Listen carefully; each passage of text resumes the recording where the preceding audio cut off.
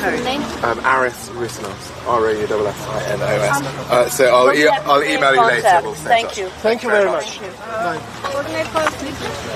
Ինքը բրիտանական լրագրող էր եւ մենք իրեն ներկայացրեցինք թե ինչի ենք մենք այստեղ հավաքվել ցավոք սրտի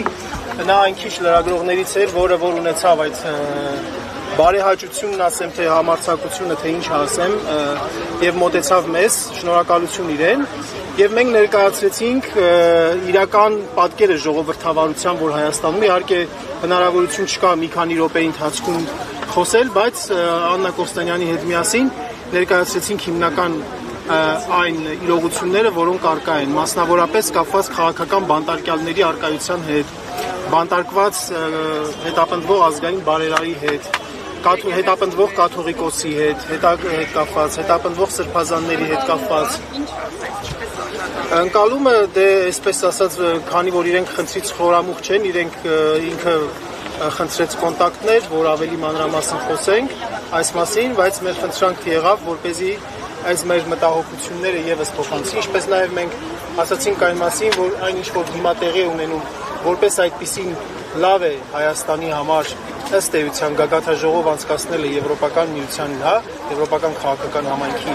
բայց այն բովանդակությունը, որը դրվում է, որը մասնավորապես օրինակ ասենք ուղղված է իբրև թե հա այդպես Ռուսաստանի դեմ հիբրիդային սպառնալիքների դիմակայելու տեսանկյունից դա չի բխում հայ ժողովրդի շահերից, որովհետև դա ընդհանուր առմամբ մեզ դնում է աշխարհաքաղաքական վտանգավոր խաղերի մեջ։ Մենք չենք ուզում լինել աշխարհաքաղաքական վտանգավոր խաղերի մեջ։ Այս մեսիջը եւս փոխանցեցինք։ Աջան Գերիների հետ կապված եւս ուղղակի շատ հանգամանալից մենք հնարավորություն չունեցանք, որովհետեւ կարճ է ժամանակացվածը, մենք կհետևենք հուսանք, որ ամեն դեպքում եվրոպական քաղաքներում այն ինչ կատարվում է այնտեղ դրանից զատ նաեւ այստեղ կատարվողի մասին էլ կլսեն եւ այո շատ կարեւոր է նաեւ նշելը, որ այն ինչ որ հիմա այնտեղ տեղի ունենում դա Փաշինյանը օգտագործելու է իր նախընտրական կամպանիայի մեջ։ Դա ոչ թե ինքը օգտագործելու է հանուն Հայաստանի շահի,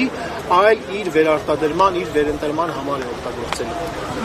Այսօր Կանադայի վարչապետը հայտարարեց, որ աջակցելի է առաջիկա ընտրություններին Փաշինյանին Ես անկեղծ ասած չեմ լսել այդ արտահայտությունը կոնկրետ ինչպես է եղել։ Եթե եղել է նման արտահայտություն, դա շատ դատապարտելի է, որովհետև դա միջամտություն է, ուղղակի միջամտություն է Հայաստանի Հանրապետության ներքին գործերին եւ հայ ժողովրդի ընտրությանը միջամտություն է, ընտրության ճնշում է, ես նույնիսկ ասեի ճնշում է ուղղված հայ ժողովրդի հանդեպ, ընդհանրապես ցանկացած երկրի ղեկավար լինի, Ռուսաստանի ղեկավար լինի, Թուրքիայի ղեկավար առավել եւս, Կանադայի ղեկավար, Բրիտանիայի, Ֆրանսիայի թե այլ որևէ մեկ անձի անմիջական աջակցություն հայտարարելը կոպիտ միջամտություն է Հայաստանի ներքին գործերին, որը խիստ անթույլատրելի է։